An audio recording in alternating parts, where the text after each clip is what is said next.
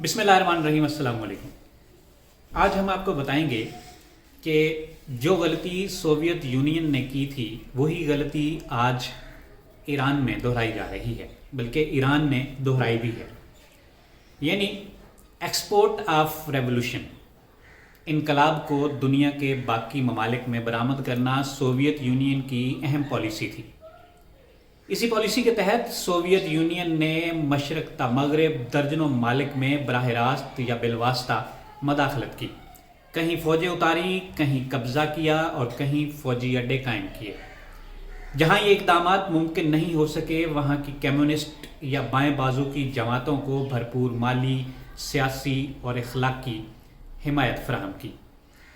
Communist معاشی نظام کے ساتھ ساتھ ایک وقت میں بہت سارے محاذوں پر اپنے وسائل جھونکنا ہی وہ غلطی تھی جس نے سوویت یونین کو ایک صدی سے پہلے بکھرنے پر مجبور کر دیا۔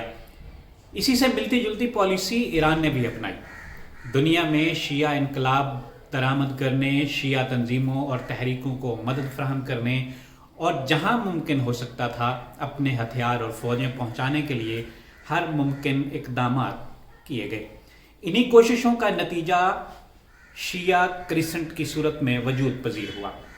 بیرونی محاذوں پر ضرورت سے زیادہ وسائل اور توجہ کی وجہ سے جہاں ایک طرف سیاسی محاذ پر ایران کو تنہائی کا سامنا کرنا پڑا، وہیں معاشی صورتحال بھی دن بدن خراب ہوتی چلی گئی۔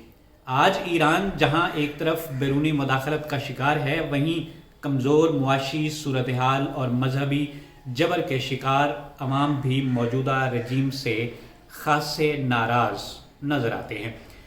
چین اس معاملے میں سمجھدار نکلا۔ اس نے دنیا میں کہیں بھی سر گھسیڑنے اور طاقت کے ذریعے معاملات کو حل کرنے کی یا معاملات طے کرنے کی کوشش نہیں کی۔ یہی وجہ ہے کہ آج چین دنیا کی معاشی سپر پاور بن چکا ہے۔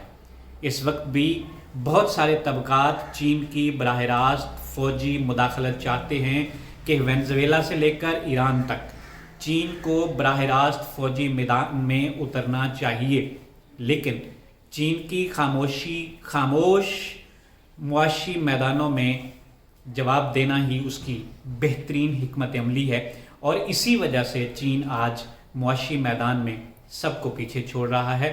لہذا تمام ممالک کو اپنی پالیسیاں چین کو دیکھتے ہوئے بنانی چاہیے اگر اس نے دنیا میں اپنا وقار اور اپنا وجود دیر تک قائم رکھنا ہے۔ آج کے لیے اتنا ہی، اجازت دیجیے، اللہ نگہبان۔